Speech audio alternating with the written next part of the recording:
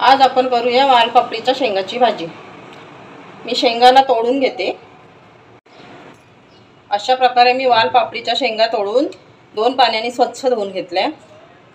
वालपापडीची भाजी करण्याकरता लागणारे साहित्य: लसूण, जिरा, 1 हिरवी मिरची घेतली आणि कोथिंबीर। आपण हे मिक्सर मध्ये बारीक करून घेऊया।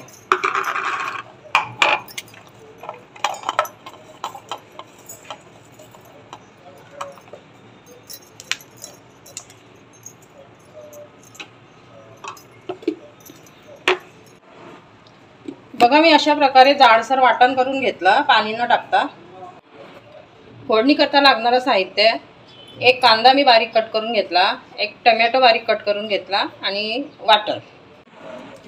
कढई गरम झालेली आहे, तेल टाकून घेते।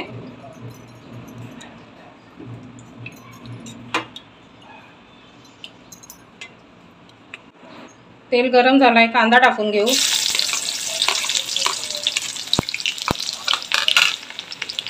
चवीनुसार मीठ टाकून घेऊया।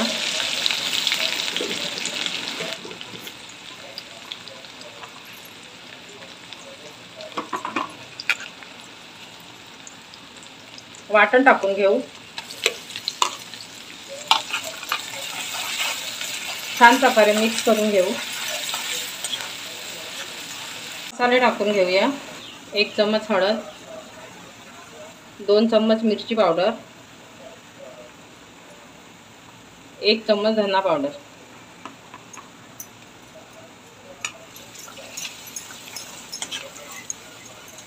1 टोमॅटो बारीक चिरलेला होता तो पण टाकून देऊया।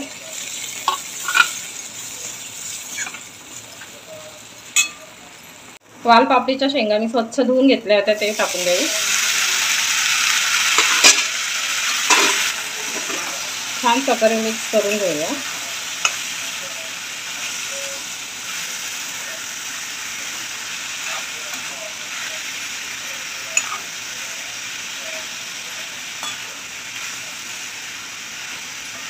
झाकण ठेवून 5 मिनिटं वाफेवर शिजवून घेऊ। बघा, 5 मिनिटं झालेले आहेत। भाजी फिरवून घेऊया।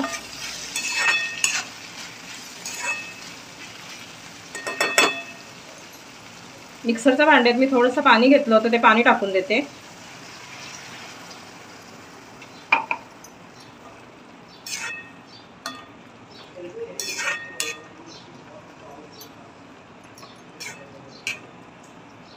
झाकण ठेवून भाजी शिजवून घेऊ।